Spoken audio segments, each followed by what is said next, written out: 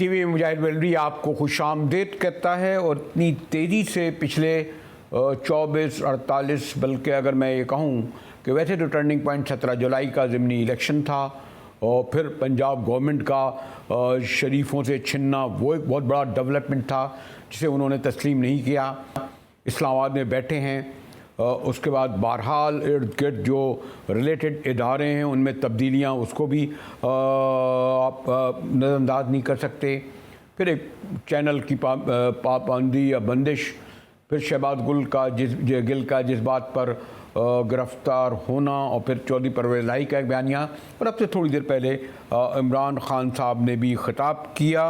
इससे पहले कि मैं इमरान खान साहब के ख़िताब को बताऊँ, शाहीन सलाउद्दीन सीनियर तजुर्बेकार जर्नलिस्ट रही हैं, एंकर पर्सन हमारे हैं। आमिर दिया बड़े सीनियर जर्नलिस्ट, खुद भी एंकर और हमारे इस्लामाबाद में ब्यूरो चीफ, इंतहाई बाखबर।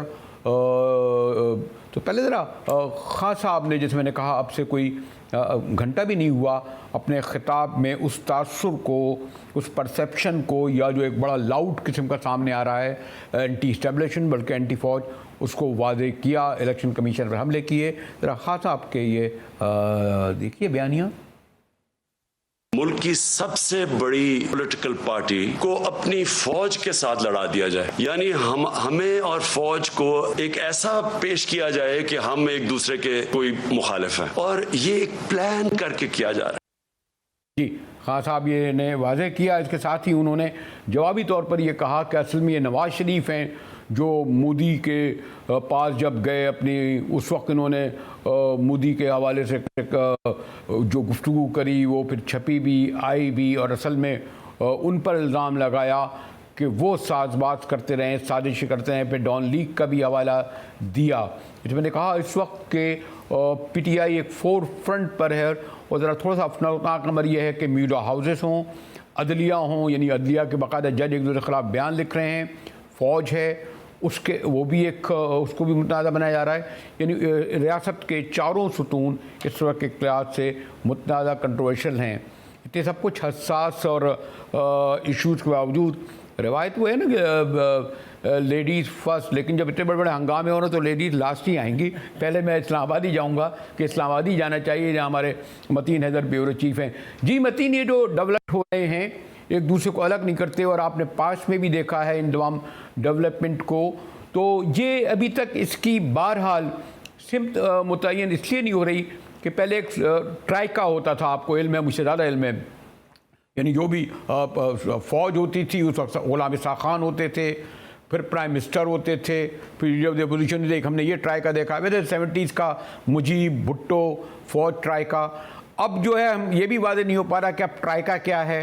जी मतीन हैदर।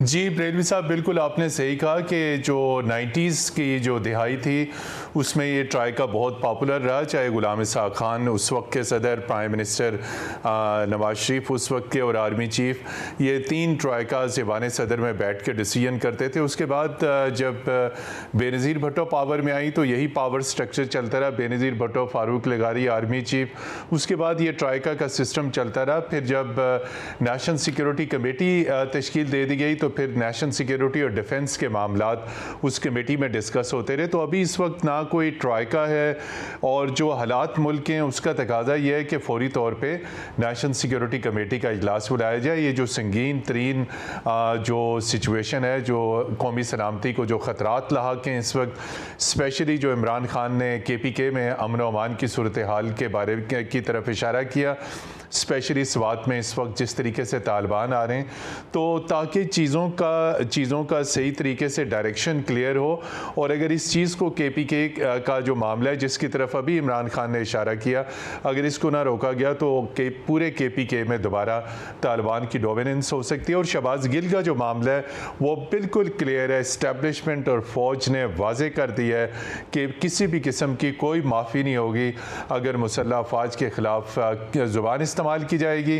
मुसल्लह फ़ौज में मुख्तलिफ रैंक के ऑफिसर्स को बगावत पे अगर उकसाया जाएगा तो इस वक्त सिर्फ पाकिस्तान आर्मी एक ऐसा इंस्टीट्यूशन है जो डिसिप्लिन है, ऑर्गेनाइज्ड है, और इस वक्त मल्टीपल फ्रंट्स के ऊपर आपने ख़ुद देखा कि गुज़िश्ता 2 रोज़ में किस तरीके से मुसल्लह फ़ौज के जो दस्ते हैं, जो उनके कारवान हैं, उनके ऊपर हमले किए जा रहे हैं। बलूचिस्तान में हमारी मुसल्लह फ़ौज इंगेज हैं। तो ये शहबाज गिल के ऊपर अभी किसी किस्म का कोई कंप्रोमाइज़ नहीं होगा, कानून के मुताबिक कार्रवाई की जाएगी। अगरचे कि इमरान खान ने उनको डिफेंड किया है और कहा है कि अदालत के सामने उनको पेश किया जाए। उन्हें अदालत के सामने पेश किया गया है। तो अब शहबाज गिल मुख्तलिफ़ किस्म की वजाहतें दे चुके हैं। तो जो तीर कमान से निकलना था बरेलवी साहब, शहबाज गिल साहब का, वो निकला जा चुका है। उसमें कोई अल्फाज की मुबालगा आराई नहीं है। उन्होंने क्लियरली बगावत के ऊपर उकसाया है और कानून के मुताबिक उनके ख़िलाफ़ कार्रवाई होगी। हमारी इत्तलात के मुताबिक कानून अपनी कार्रवाई मुकम्मल करेगा और इसमें कोई बख्शिश की गुंजाइश नहीं है। जी आमिर ज़िया, जो एक तो 2 बातें हैं ना, एक तो मैंने पूछा कि पहले बहुत आसान होता था, आप भी माशाल्लाह 90s की दहाई से कवर करते रहे। एक ट्राइका होता था, उसमें जब कन्फ्रंटेशन होती थी और बड़ी आसानी से हमें बूटों की चापें सुनाई देने लगती थी। लेकिन 90 की दहाई के बाद अब बहरहाल जो है हिकमत अमली के तौर पर करें, बल्कि मैं कहूँ कि मुशर्रफ के बाद 2 हुकूमतों ने अपना वक्त पूरा किया इमरान खान के साथ। बहरहाल जो कुछ हुआ वो आपके सामने है। तो एक तो ट्राइका वाला तस्वुर नहीं, दूसरे क्या वाकई PTI में एक ऐसा उनसर है नवाज शरीफ का, और वो हम नवाज शरीफ हो या फजल रहमान, उनके तो हम बयान चला सकते हैं कि वो किस तरह कहा करते थे कि हमें पता है कि इमरान खान के पीछे कौन है। लेकिन आप क्या समझते हैं, ये एक परसेप्शन बहरहाल डेवलप हुआ है कि शायद PTI एक एंटी इस्टेब्लिशमेंट बल्कि एंटी फौज पार्टी की हैसियत से उभर कर आ रही है। हाँ, गो के खान साहब ने कहा है कि एक साजिश के तहत हमें फौज से लड़ाया जा रहा है। आमिर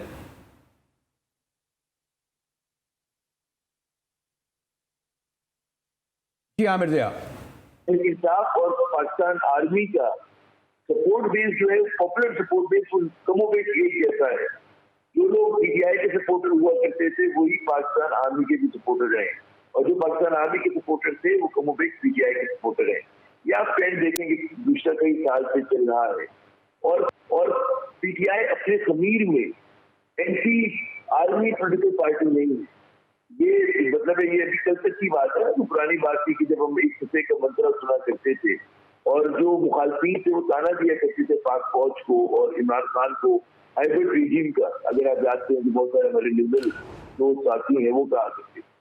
तो ये कहना कि अपने खमीर में ये पार्टी जो है एंटी आर्मी पार्टी की, कहना मेरे ख्याल से गलत होगा।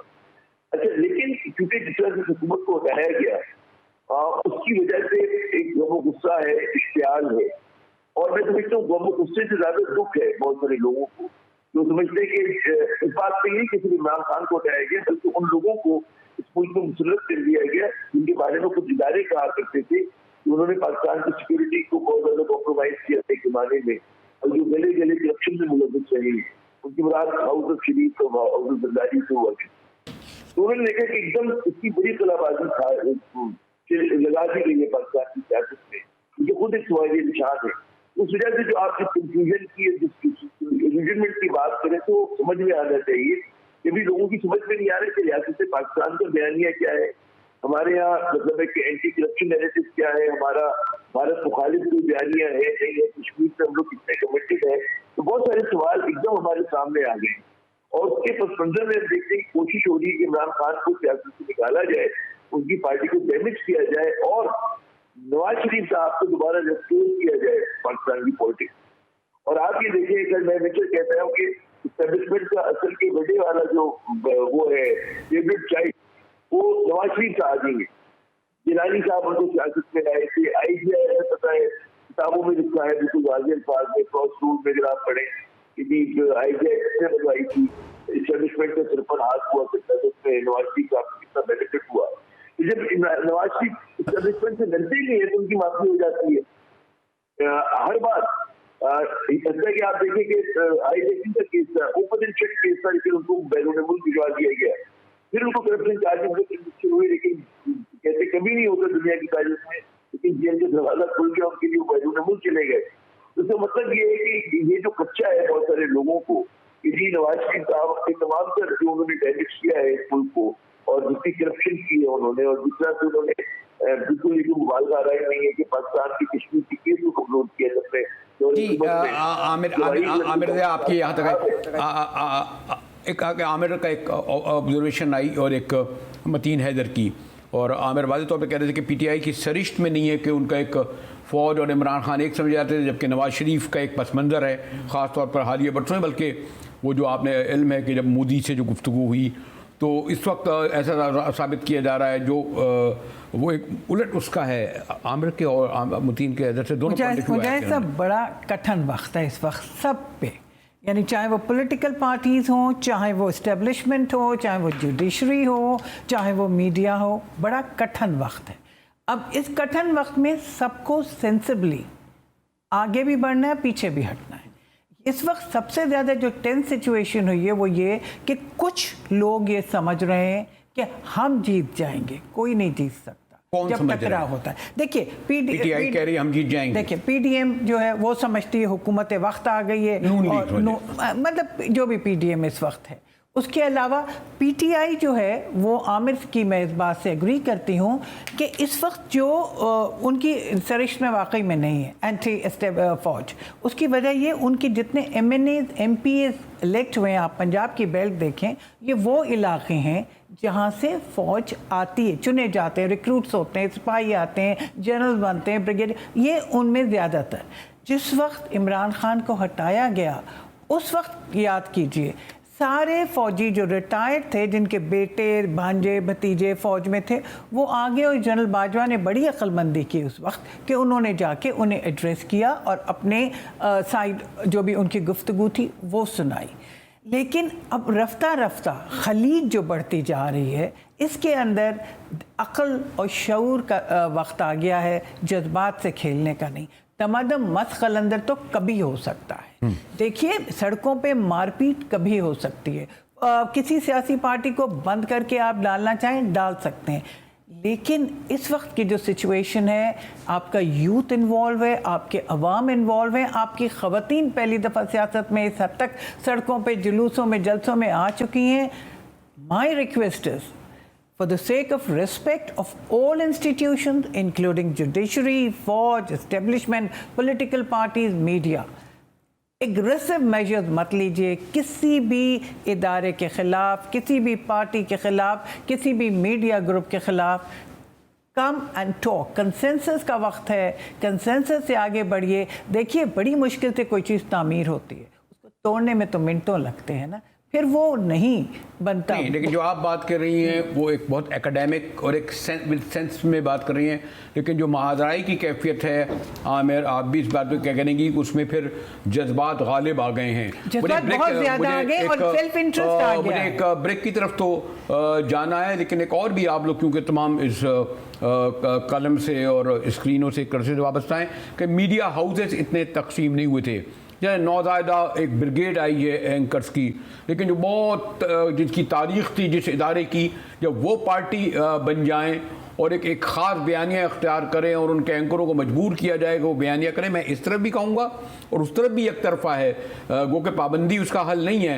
लेकिन ये पेश नज़र रखें फिर सोशल मीडिया, सॉरी टू से सोशल मीडिया कितने इम्पैक्ट हो, हम इसलिए उसको संजीदगी से नहीं लेते कि मीडिया वही है जो या तो प्रिंट की शक्ल में मौजूद हो या स्क्रीन पर आए। ये इसको बुनियाद बनाकर ही मुकदमे भी हो सकते हैं, अपनी राय भी बनाई जा सकती है, एक्शन भी आ सकता है। इस पर भी गुफ्तगू करेंगे एक ब्रेक के बाद, हमारे साथ रहिएगा।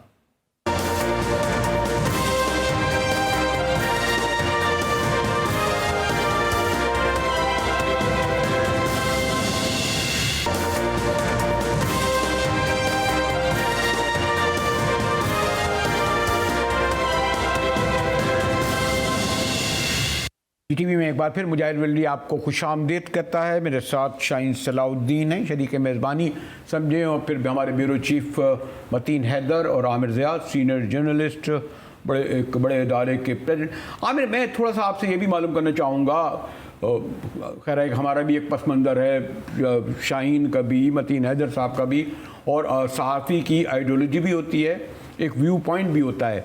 लेकिन अब अगर आप ये नहीं देख रहे कि वो जो हमारे इदारे हैं, ऐसा लगता है कि वो चैनल जो है पार्टियां बन गए हैं, एंकर उनके तर्जुमान बन गए हैं। लीडर बाकायदा फ़ख्र से उनकी थपकियाँ देते हैं, उनके नाम लेके उनको बढ़ावा देते हैं, खुसूसी यानी कुछ मखसूस लोगों को इंटरव्यू देते हैं, वो भी मखसूस लोगों को बार बार तबातु से लाते रहते हैं। अगर मैं गिनूँ तो एक चैनल में गालिबन एक वज़ीर 30 दिन में कोई 28 बार तो आया होगा, क्योंकि सुबह 7 बजे आ रहा है तो वरना 10 बजे आ रहा है, 10 बजे आ रहा है तो 8 बजे आ रहा है। ये जो एक चीज़ आई है मीडिया की, आपको इल्म है कि हमारे यहाँ बड़े बड़े क्राइसिस आए, लेकिन एक मजबूत राय होती थी ना, मैं नाम लेना नहीं चाहता, बड़े हमारे जो सीनियर जर्नलिस्टों की। तो इससे जो यानी किसके मालिकान के मफादात के लिए ठीक है उनके होते हैं, लेकिन अपनी एक तशख़्ख़ुस और राय भी तो होती है। मैं फिर ये कहा आइडियोलॉजी होती है, लेकिन पार्टी तो नहीं होती आप। आमिर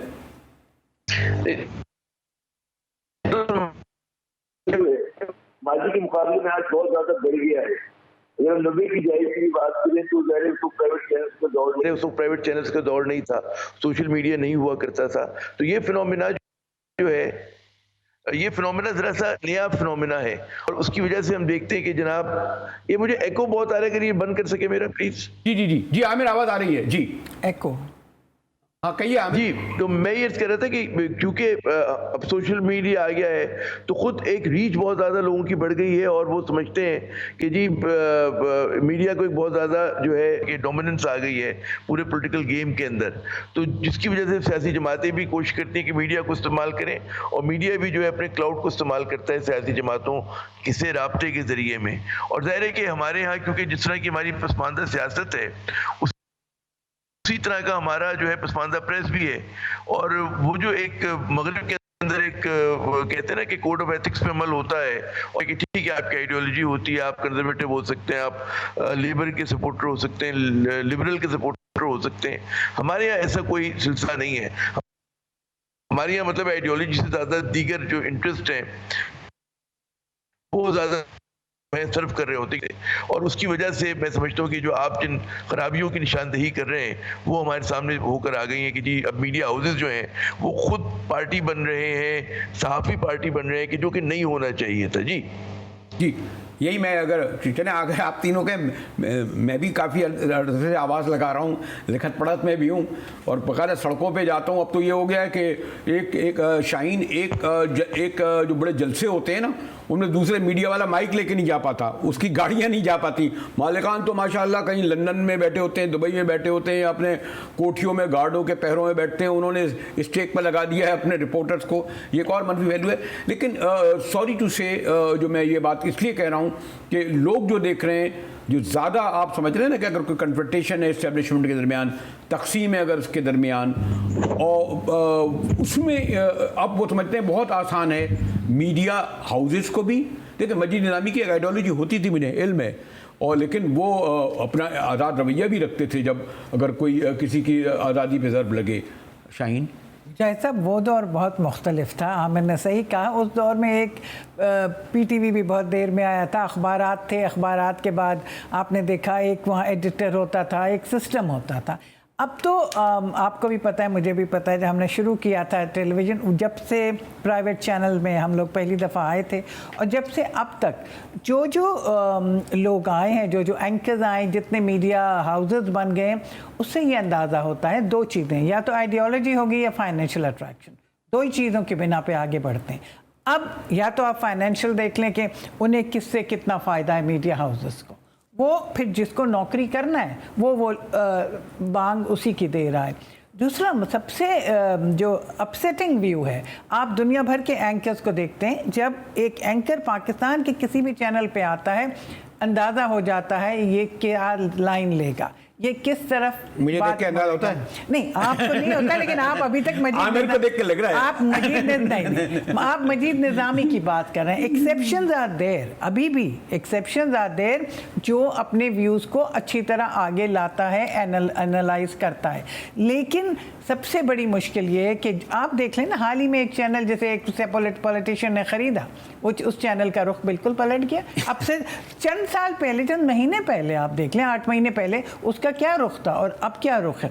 इस वक्त सबसे ज़्यादा गलत बात जो मेरे हिसाब से हो रही है वो ये हो रही है कि आपने पॉलिटिकल पार्टीज़ के लिए ओपनली, एक तो टाइम वगैरह जब आते हैं, इलेक्शंस होते हैं, ओपनली कहते हैं हम इस प्रेसिडेंट को सपोर्ट करेंगे, इसको नहीं, लेकिन उसमें लिखने वाले बड़े मुख्तलिफ होते हैं। CNN की एक अलग होती थी, वो ओपनली डिक्लेयर कर देते हैं, न्यूयॉर्क टाइम्स अपने आप को डेमोक्रेट्स के लिए कर देता है, फला रिपब्लिकन्स के लिए कर देता है, ये होता है हमारी। और लेकिन उसमें लिखने वाले वो मुख्तलिफ होते हैं, जो भी लिखते हैं कलमकार। हमारे यहाँ मसला ये है कि मुझे आप बता दें, ये चैनल खोलें और आप कहेंगे ये चैनल किसकी तरफ जा रहा है, एक आध के नहीं, जो बड़े 3-4 बड़ों के बारे में मतीन, ये जो बात मैं इसलिए कह रहा हूँ कि आजकल अब वो जो आप इदारे कहें या वो पर्सनैलिटीज़ कहें, पर्सनैलिटीज़ क्या बल्कि जो इदारों को ही मैं कहूँगा, या वो जो फ्रंट पर शख्सियात आती हैं, वो बड़ी बासानी वन अनदर वे, चाहे सियासी मफाद पॉलिटिकली ऑब्लाइज करके, फाइनेंशियली ऑब्लाइज करके, या खुद अपने के लिए पॉलिटिकल और फाइनेंशियल माइलेज लेने के लिए हमें जिस तरह इस्तेमाल कर रही हैं। सॉरी टू से, मैं आपके बारे में बड़े वाज़ेह तौर पर कहता हूँ, आपका एक बड़ा एक स्ट्रॉन्ग कमिटमेंट है, शायद मुश्किल है आपके बारे में कोई कहना, लेकिन ये इससे कितना नुकसान हो रहा है। जैसे हमारे उस्ताद निसार उस्मानी कहा करते थे हम सब के लिए मोहतरम, कि ये ज़रूरी नहीं है कि आप सच लिख सकें, लेकिन आपको झूठ लिखने पर पाबंदी आपको कोई मजबूर नहीं कर सकता। इसीलिए बाद में आपको भी कोई खबर दी जाती होगी तो आप बाईलाइन नहीं लेते, आप उसमें लिख देते हैं स्टाफ रिपोर्टर, और ये आपको करना पड़ता है क्योंकि आप मुलाजिम हैं। तो हम लोग तो ये एहतियात करते थे कि अपनी बाईलाइन अपने नाम से नहीं देते थे, अब तो खुशी खुशी अपनी नाम दे देते हैं, हमें ये भी नहीं पता होता कि खबर क्या आ रही है। ऐसे ही है मतीन हैदर। जी बिल्कुल बरेलवी साहब, बहुत खूबसूरत अंदाज में आपने वजाहत की है, और मैं अपने दोनों डियर कोलीग आमिर साहब और जो शाहीन सलाउद्दीन साहब हैं, इन्होंने जो बातें की उनसे बिल्कुल 100% इत्तफाक करता हूँ कि अब आइडियालॉजी, नज़रिया, मिशन, मारूजी reporting, objective reporting, factual reporting, ये तमाम तर चीज़ें अब ख़त्म हो चुकी हैं। अब सिर्फ़ और सिर्फ जो प्राइम ऑब्जेक्टिव है, की चीज़ है कि जो एजेंडा उस पॉलिटिकल पार्टी का है, किसी इदारे का, उस एजेंडे को आगे पहुँचाया, उसको आगे चलाया जाए और माली मफादात हासिल किए जाएँ, टॉप की रेटिंग हासिल की जाए, out of the all channels उसकी व्यूवरशिप हो, टॉप ऑफ द वो हो, और चैनल के जो मालिक एक और बढ़ गया, सॉरी मतीन हैदर, एक और बढ़ गया मतीन, एक और चीज बढ़ गई है, वो तो खाली फाइनेंशियल बेनिफिट नहीं है, बल्कि वो समझते हैं कि जो स्टेक होल्डर है, जिसे हम कहते हैं ना 1, 2, 3 इदारा, फौज, अदलिया और यानी प्राइम मिनिस्टर, वो कहते हैं हमें भी बिठा लो। वो पावर शेयरिंग भी चाहते हैं, वो अपने पसंद के गवर्नर चाहने लगे, अपने गवर्नर के मिनिस्टर लाने लगे। जी बिल्कुल, ये बिल्कुल आपने सही कहा, पावर शेयरिंग भी चाहते हैं, पावर शेयरिंग भी चाहते हैं। मैं जब ये आपको एक बड़ी इंटरेस्टिंग, आमिर ज़ियाद साहब को और शाहीन सराय के, जब अप्रैल में ये पॉलिटिकल जोर और तोड़ हो रहा था तो मैं इसको बहुत करीब से वॉच कर रहा था, जहाँ आसिफ अली जरदारी और ये शहबाज शरीफ और ये तमाम तर मीटिंग्स हो रही थी। तो एक चैनल के जो मालिक हैं वो बाकायदा उस जोड़ तोड़ और उसके अंदर बाज़ाब्ता डायरेक्ट तरीके से मैसेजिंग हो रही थी, मैसेज लेके इधर पहुंचा रहे थे, इधर से इधर पहुंचा रहे थे। बिल्कुल आपकी बात सही। इस सारी हालात में मेरे ये दोनों इंतहाई रिस्पेक्टेड कोलीग्स इत्तफाक करेंगे कि हमें ये नहीं पता कि कौन सी रियल इंफॉर्मेशन है, मुसद्दका इतरा है, कौन सा सही तज्ज़िया है, कौन सा गलत बयानिया है, कौन सा प्रोपेगेंडा है, क्या असल चीज़ है, क्या जो है वो हकाइक से हट के चीज़ है। इस कदर चीज़ों का मलगूबा बन चुका है, प्रोपेगेंडे की भरमार है। चैनल्स, बिल्कुल आपने सही कहा और आपके दोनों कोलीग्स ने भी सही कहा कि वो मुख्तलिफ पार्टीज़ के तर्जमान बन चुके हैं और उनकी आगे जो तर्जमानी है वो मुख्तलिफ एंकर्स कर रहे हैं। आवाम तक हकीकी इंफॉर्मेशन असल में क्या चीज़ हो रही है, और यही अलमिया इमरान खान के साथ भी है जिसका आपने जिक्र भी किया और उनका क्लिप भी चलाया कि वो एक ख़ास मखसूस एंकर्स के अलावा, खास मखसूस रिपोर्टर्स के अलावा किसी और के ऊपर ट्रस्ट नहीं करते। मैं इजाफा कर दूं, मतीन एक बात के, आपने इमरान खान का तो कह दिया, लेकिन मैंने ये देखा कि एक प्रेस कॉन्फ्रेंस में जो पीडीएम की हो रही थी, अचानक एक ब्रेकिंग न्यूज दी हमारे आसिफ जरदारी साहब ने कि एक एंकर टीवी पर वापस आ गए, वहां पर बाकायदा क्लैपिंग भी हो गई उनके लिए, यानी ये तो कर रहा है। लेकिन आमिर, जो मैं आपसे ये भी पूछूंगा कि अगर आप ये कर रहे हैं तो फिर आपको बाउंस बैक भी तो होता है। अगर आप किसी जर्नलिस्ट को, अगर किसी मीडिया ग्रुप को या इदारे को अगर आप इस्तेमाल कर रहे हैं तो ये ज़रूरी थोड़ी है कि वो आपके साथ हमेशा लॉयल रहेगा, जैसा कि आपने पास में देखा आमिर ज़िया। जी बिल्कुल, ये लॉयल कभी नहीं रहेगा। और ये बात एक तो अब चूंकि दो तरह की बातें पाकिस्तान में सोशल मीडिया में हर जगह बात हो रही है, तो जी आमिर, सॉरी जी आमिर दया जी मुझे सब मैं ये कह रहा था कि जाहिर है कि देखिए लॉयल्टी की बात नहीं, दोनों तरफ से नुकसान होता है इस तरह की सूरत हाल का। बात औक़ात ये होता है कि बहुत सारे सहाफ़ी है, मीडिया हाउसेस समझते हैं कि जी they are sold to your ideas. वो समझते हैं कि मुजाहिद साहब का ये पॉलिटिकल स्टांस है या आइडियोलॉजिकल स्टांस है, और वो उसके हिसाब से वो आकर आपकी सपोर्ट में आ गए। हर चीज़ के लिए इंटरेस्ट के लिए नहीं होती। अच्छा, उसके बाद आप देखते हैं कि यकायक जो है वो जो पॉलिटिकल प्लेयर है वो अगर अपनी पोजीशन तब्दील कर दे, उसके अपने नज़रियात जो है वो तब्दील हो जाए या उसके ऑप्शन तब्दील हो जाएं, तो उसके नतीजे में मीडिया जो है वो उसी जो कहते हैं जिस वजह से आपको सपोर्ट करता था वो भी तक उन्हीं चीज़ों पर कायम है। तो तदाद का वहाँ पर भी पहलू होता है। ये नहीं होता, देखिए ना, कि अगर एक सहाफ़ी है वो XYZ को सपोर्ट कर रहा है इस वजह से नहीं कि उसको कोई पैसे मिल रहे हैं, बल्कि इससे कर रहा है वो समझता है कि जी मुल्क के लिए चीज़ बेहतर है, ये ख्वाब जो है, ये जो स्ट्रेटजी है ये बेहतर है। कल को आप उस हिकमत अमली को एकदम यकसर तब्दील कर दें और वो उस मीडिया हाउस की या उस सहाफ़ी की समझ में नहीं आया, तो वो तो उसी पुराने एजेंडे पे ही काम करता रहेगा ना। वो कहेगा कि जी जिनको आप भोले नहीं है। आमिर इस मामले में कहूंगा कि सॉरी, वो इतने भोले और मासूम नहीं है। मुझे एक ब्रेक की तरफ जाने को कहा जा रहा है, फिर मैं नहीं, ये भी होता है। नहीं, ये चीज रखे ज़हन में। मुझे एक ब्रेक की तरफ जाना है, और ये भी होता है कि बहुत सारे लोग जो नाराज हैं, एक जो सवाल ये उसकी मैं एक ब्रेक की तरफ जाना चाहूंगा, लेकिन आमिर ज़िया और मतीन हैदर और शाहीन क्योंकि बड़े सीनियर लोग हैं, इसमें खुदा न करे जो इस वक्त सूरत हाल जा रही है कन्फ्रंटेशन की, इसमें इसका खतरा भी रहता है, खदशा भी रहता है कि कोई एक्सीडेंट, यानी मैं एक्सीडेंट को लफ्ज़ इस्तिलाही तौर पर इस्तेमाल कर रहा हूँ, वो ना हो जाए, बड़ा नुकसान ना हो जाए। इस पर गुफ्तगू करेंगे एक ब्रेक के बाद, हमारे साथ रहिएगा।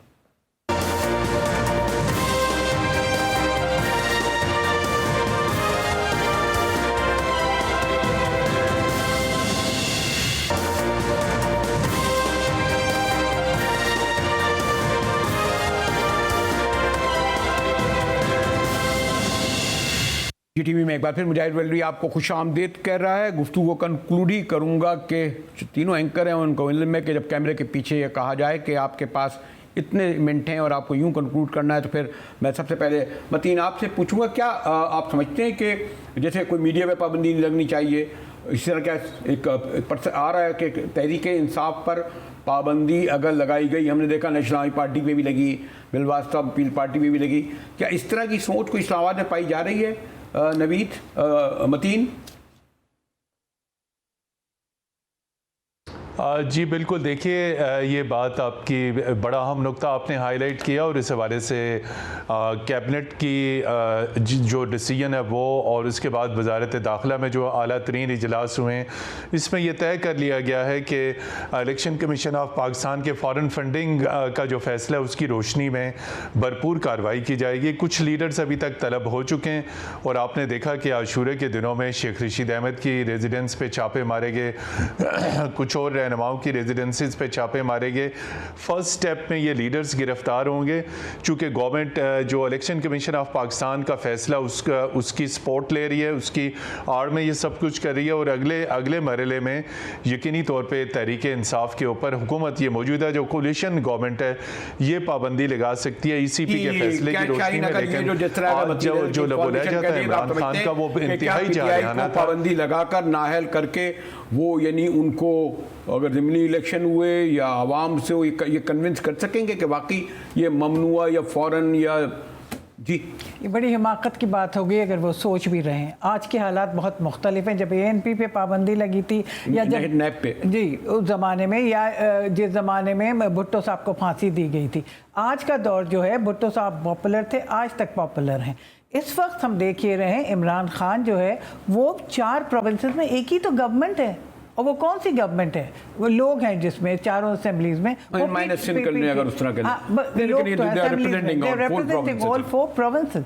अगर ये हिमाकत की कोशिश की गई, बड़े अभी इमरान खान ने बड़े सोबरली एक बात की, बड़े कम सोबर इतने होते हैं लेकिन आज बहुत ज़्यादा सोबर थे। ऐसा भी और नहीं है। बहुत अच्छे, लेकिन आज बहुत सोबरली ही सेड कि आप लड़वा रहे हो सबसे बड़ी पार्टी को फौज से, आप सबसे बड़ी पार्टी को ठीक अगर है। अलग तो करोगे, आमिर जैसे अलग दो करोगे, सवालों को जो अगर मैं कंक्लूडिंग करूं, एक तो यही, और क्या माइनस कुछ ये भी सुना गया, कुछ पीटीआई के रहनुमाओं ने कहा कि उनसे कहा गया -1 वाली बात। दो बातें, क्या इस वक्त हमारी जो नेशनल इंटरेस्ट में ये होगा, क्या हम इसके मुताबिक हो सकते हैं इन दोनों बातों के, तहरीक इंसाफ पर पाबंदी या -1?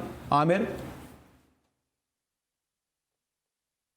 ये बड़ा खतरनाक खेल होगा कि इसमें कोई शक शुबा नहीं कि पीटीआई जो है पाकिस्तान की सबसे बड़ी और सबसे मकबूल जमात है। वह जमात जिंदगी करी होता था, आज वो पीटीआई के पास है कि कराची तक, खैबर, बल्कि उससे भी आगे तक इसकी जड़ें और मकबूलियत है। अच्छा, उसमें फिर फॉरेन फंडिंग केस जो है ये बिल्कुल उस किस्म का केस नहीं है जो प्रोहिबिटेड फंडिंग का, कि जिसमें पार्टी पर पाबंदी आयद की जा सके। क्योंकि जो भी अगर आप कहते हैं उनसे बात करें, लॉ एक्सपर्ट से बात करें, उनके नज़दीक इलेक्शन कमीशन ऑफ पाकिस्तान का फैसला एक कमज़ोर फैसला है।